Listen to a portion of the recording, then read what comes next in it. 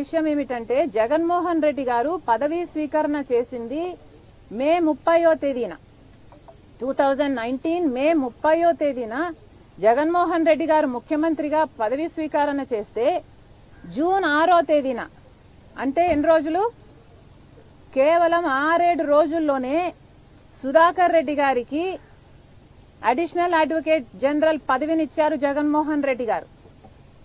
మీ మధ్య ఏ సంబంధం లేకపోతే 6 రోజుల్లోనే ఎవడో తెలియని సుధాకర్ రెడ్డి, అంతవరకు ఈయన ఎవడో సమాజానికి తెలియదు, ఎవరో తెలియని సుధాకర్ రెడ్డిని తీసుకొచ్చి మీరు అడ్వకేట్ జనరల్ పదవిని ఎందుకు ఇచ్చారు, అడిషనల్ అడ్వకేట్ జనరల్ పదవిని ఎందుకు ఇచ్చారు, అది కూడా అంత హడావిడిగా, అంత ఉత్సాహంగా, అంత తొందరగా మీరు అంత మేలు ఒక మనిషికి చేశారు అంటే దానికి అర్థం ఏమిటి?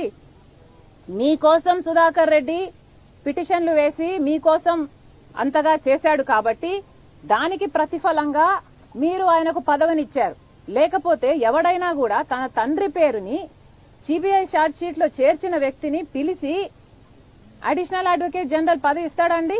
నేనైతే ఇవ్వను. మీరు ఇస్తారా?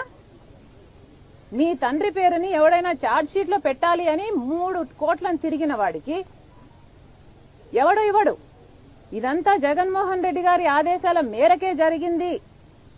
ఆయన ఇన్ని కోట్లు చుట్టి రాజశేఖర రెడ్డి గారి పేరును ఛార్జ్ షీట్ లో చేర్చాలి అన్నది జగన్మోహన్ రెడ్డి గారి ఆదేశం మేరకే ఇది జరిగింది అని రుజువు చేసుకున్నది జగన్మోహన్ రెడ్డి గారే. ఎందుకంటే 6 రోజుల్లోనే ఈ పదవిని కట్టబెట్టాడు జగన్మోహన్ రెడ్డి గారు. ఇంతకు మించి ఇక ప్రజలకే వదిలేస్తున్నాను. I'm sure everybody has common sense. Common sense is common for a reason, because it's common.